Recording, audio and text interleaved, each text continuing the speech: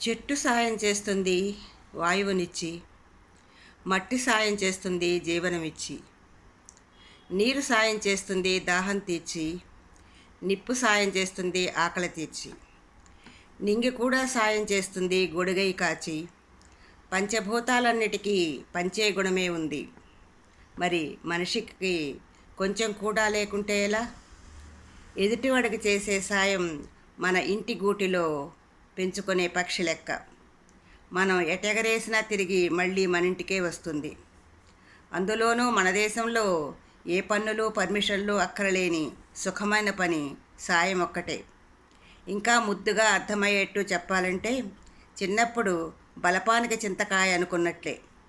మనం గింత ఇస్తే దేవుడు మరిగింత కలిపి మనకి తిరిగి శానా ఇస్తాడు.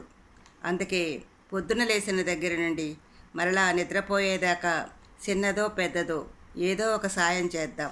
అదొక్కటే మనకు మన ముందు వాళ్ళకు ఖచ్చితంగా ఉపయోగపడే నమ్మకమైన స్థిరాస్తి.